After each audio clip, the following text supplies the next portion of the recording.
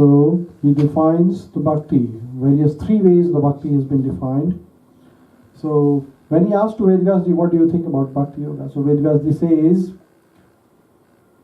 Pujadvi Gishurag iti Parasharya. So he says, Vedvyasji is the son of Parashar Muni. So Vedvyasji's father's name is Parashar Muni. So he says, Bhakti is the fond attachment for worshipping the Lord in various ways.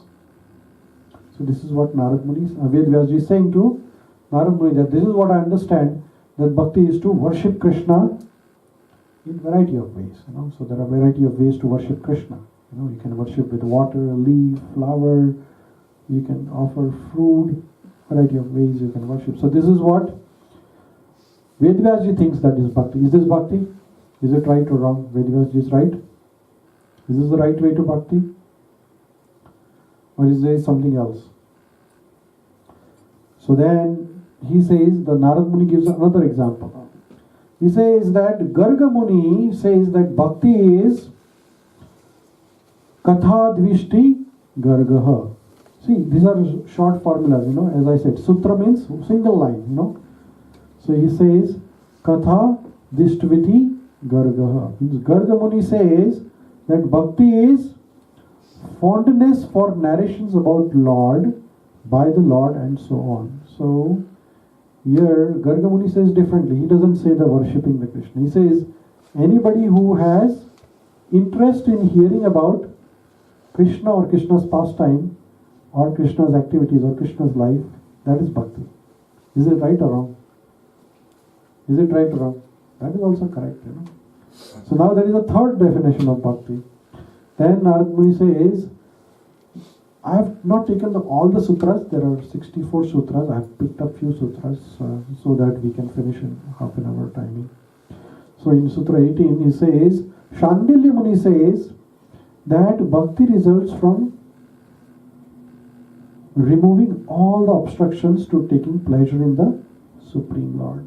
So here Shandilya Muni says that bhakti is the process by which you remove all the problems, all the obstacles in your life, so that you can do service to Krishna. So what does that mean? Suppose you have to come to the temple and take the darshan of Krishna, but then there is something else at your home or work, and you try to make sure somehow or other you remove that obstacle and you come to listen to Bhagavad Gita or take a darshan of Krishna, or whatever is needed to be done, you do it so that you can take the darshan, Shravanam, Kirtanam, Vishnu, Archanam, Pada, Sevanam, Atmanivedanam, Sakhyam and Dasyam. So all these 9 processes of bhakti, you do your best to do at least one or other of them by removing the obstacles in it.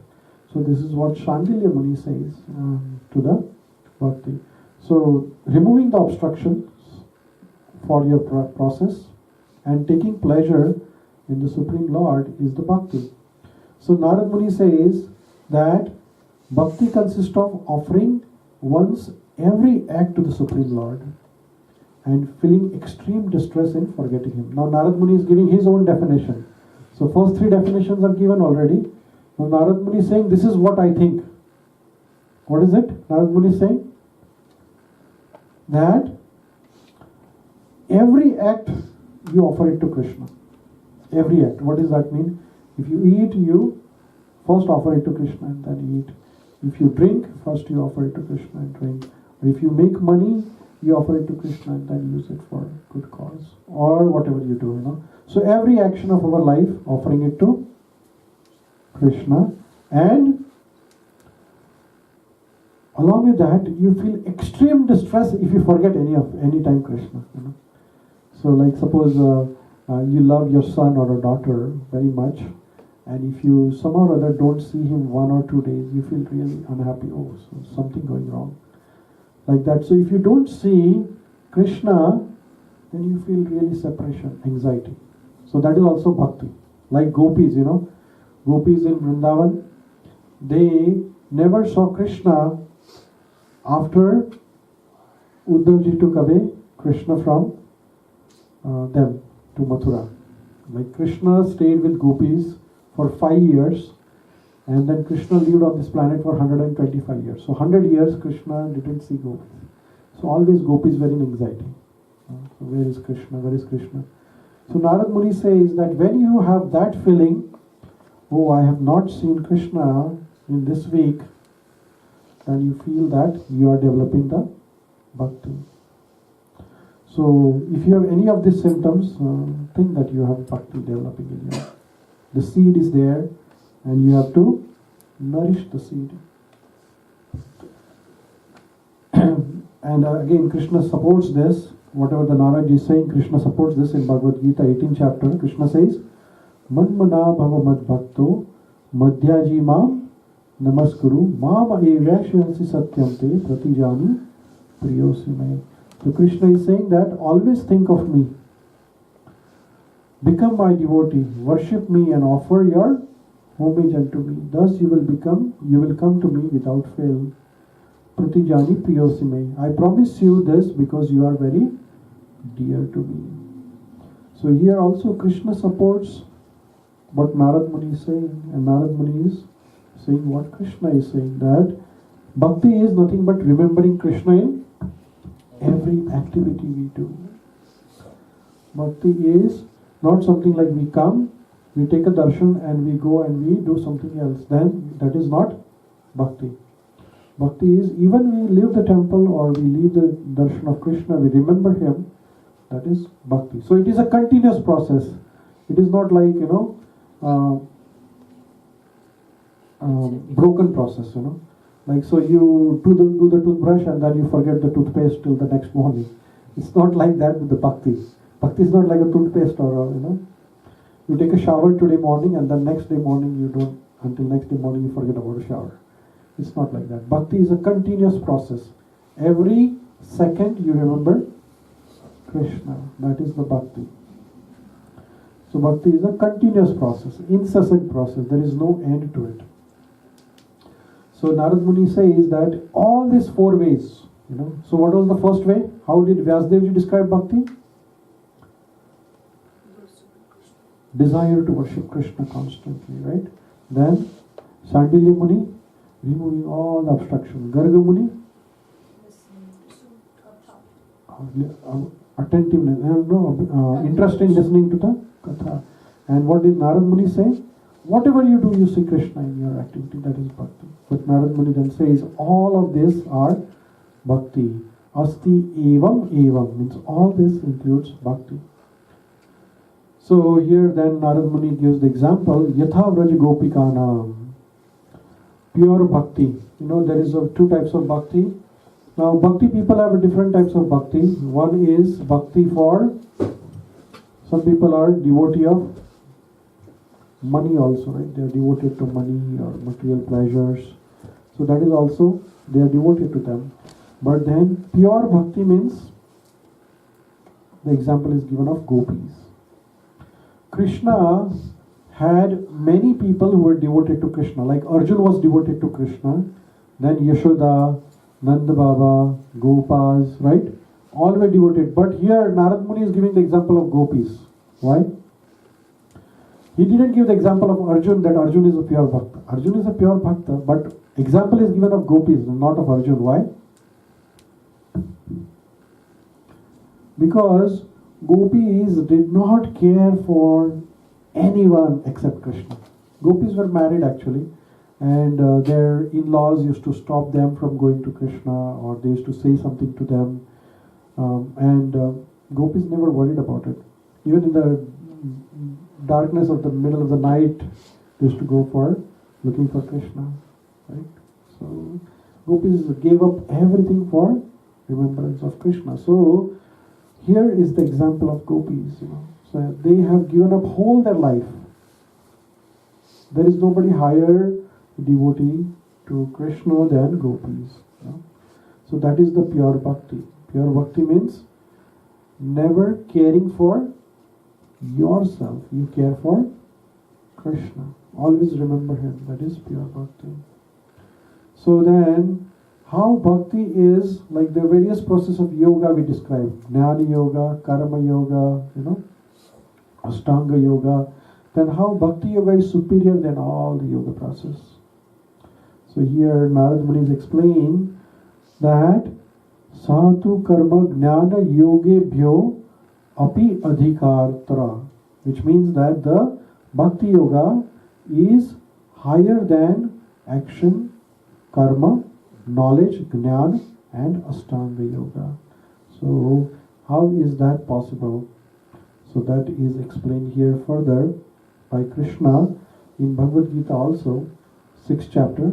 He says, Yoginam api sarveshu mata gatentara atmana shraddhavan bhajayante yomam same yuktatmo mataha. And of all the yogis, the one with the great faith who always abides in me, thinks of me within himself and renders transcendental loving service to me. He is the most intimately united with me in yoga and is the highest of all yogis. So there are a variety of yogis. Jnana yogi, karma yogi, ashtanga yogi, but one who is completely immersed in the service of Krishna is the highest of all the yogis. So he says, Yogi Nam Api Sarveshu. So there are thousands and thousands of people doing yoga process. But if all your activities of yoga process are towards Krishna's service, then Krishna says that is the highest yoga process. Then here, what happens with the bhakti? On attaining this supreme love, man becomes perfect, immortal and fully satisfied. So now here what is saying? If you have Bhakti Yoga, if you achieve Bhakti Yoga, Narad Muni is saying, what will happen to you? Yalaladva punam siddho bhavati, amruto bhavati, trupto bhavati. So if you somehow or other you can do Bhakti Yoga, then what will happen to your life? Then you become perfect. We all want to be perfect. Right? And then it says you become immortal, which means you will not die. Is that possible? How many of you want to be immortal? None of you. No. I would if it was my wish, but I know I cannot. You cannot. And Narad Muni is saying that you become fully satisfied. Trupto bhavati. So how is that possible? Can you become perfect by doing bhakti? How you become perfect by doing bhakti? So here Narad Muni is trying to say that when we follow a perfect person, you may not be perfect, but you are following the person who is perfect. What will happen? Just learn to work with the tools. Right? So if you are not perfect, but Krishna is perfect, so you follow the instructions of Bhagavad Gita, what will happen? You will become perfect, isn't it? Like Father's Day, if father is perfect, the child will follow the father, then what will happen? The child will become a perfect. But if father is at fault, what will happen? Child will be at fault, right? So if your blind man is leading the mob, what will happen? Everyone else will be. Everybody will fall in ditch, right? Because that is a blind man. So we have a bhakti, but we have a bhakti for people who are imperfect. Some people are bhakta of some hero, Amitabh Bachchan or something. They worship them actually. Isn't it? There are temples of some heroes. Rajinikanth. He is an imperfect person. So they worship them. But if you worship the person who is perfect, the chances of perfection are higher actually. Then it says you become immortal. What does that mean? Unite with Krishna. What does immortal means? He says you unite with Krishna. That's possible. If you get a mukti, yes, of course you become. That's a You good will way to never explain. consider yourself as body. Yeah, You will always then consider you- yourself absolutely. as soul, and soul is immortal. So Yeah, right. So when you follow Bhakti Yoga, then what do you think? That this body is the temple. This body is the temple in which Krishna lives. So you take care of this body very nicely, because this is the temple in which Paramatma is living, and use this body for service of Krishna. And then you understand from the teachings of Bhagavad Gita that if my body becomes old, I may get another body. But I will remain as Atma, permanent. I am immortal, right? So we all are immortal basically, but our body is mortal. Body has expiry date, we don't have expiry date. Like that.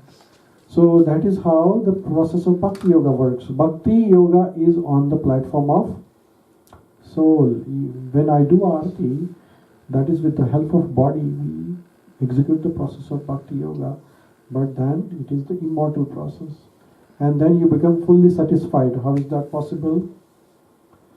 So whatever happens, good or bad, you will think that this is the blessing of Krishna. If something bad happens, then you will think, okay, if Krishna would not have been there, it would have been worst. So Krishna has saved me. And if something good happens, we'll say, it's the blessing of Krishna. So you always remain satisfied, no matter it is a good or bad. So this is the result of bhakti process. So this result of devotion is higher than other processes. Jnana, karma. Sometimes in the karma process also, if you don't get the desired result, you may get disappointed. But that is not with the Bhakti Yoga process. And second thing is that in the Bhakti, you are always humble. If you are devotee of Krishna, or if you are following Bhakti Yoga process, then you always, whatever the result, you give credit to Krishna. You don't take the credit for yourself. So that's how the humility comes. And Lord or Krishna does not like people who are too much proud of their achievements. Krishna likes only people who are humble. So Kansa was very much proud, so he got the problem. Hiranyakashipu was very much proud. So like that. So whatever the achievements we have, if we try to take the credits, Krishna doesn't like it. Because that puts you under the category of egoistic people. Krishna very much likes who are humble, like Sudama Vipra. Sudama was a very poor Brahmin, and he came to Krishna and he didn't ask anything. He even wanted to offer the rice, poha, but he was so much ashamed. Oh, I'm so poor, how can I offer it? So Krishna likes the people who are humble. Krishna doesn't like the people who are egoistic. So bhakti makes you humble actually. So that's another aspect of bhakti. So this is another result of bhakti. By attaining the divine love, he does not desire anything else, neither grieves over any loss or death of dear ones, nor hates anything, does not indulge in sensual pleasures, nor does he feel any urge for acquisition of material things. So this is the result of bhakti. If you're really situated in bhakti, then what will happen? You won't need anything material more and more, because you will be satisfied whatever you gain by your own endeavor, and you will not, if you lose anything, you will not lament for it, because you will think that, okay, if it was not meant for me, that's fine, don't worry about it. And it does not indulge in sense pleasure. Then you are least interested in materialistic activities, if you are really situated in bhakti process. And he has no urge for acquisition of material activities. So these are the symptoms. If we have any of them, think that you are progressing. If not, then we are not going towards Bhakti Yoga process. So how to develop the bhakti? So those were the results of bhakti. So bhakti makes you stable, immortal. You don't get affected by good or bad. But how do you get the bhakti? Tasya sadhanani gayanta acharya. The teachers have described the methods for achieving the bhakti. So how do you achieve the bhakti? Any idea? Any method you know of? Chanting the Mahamantra. So, first requirement which Narad Muni says is that, and I think we talked about it last time, isn't it? Tatasu vishaya tyagad sanga tyaga cha. Which means one achieves bhakti by giving up the sense gratification and mundane association. So if you are really interested in bhakti, then you have to give up the material sense gratificatory desires and give up the association of materialistic people. You have to associate with saintly people. If you associate with materialistic people, then you will become like that. So here Narad Muni is saying that Tatatu Vishaya Tyagat. Vishaya means material or sense enjoyment. So unless and until you give up the material sense enjoyment, you can't get the bhakti. And mundane association. People who are materialistic, if you associate with them, you can't get the bhakti. So Krishna also says in Bhagavad Gita, 6th chapter, Yam Sanyasam iti prahura yogam tam vidhi pandava nahi ashanyata sankalpo yogi bhavati kashana.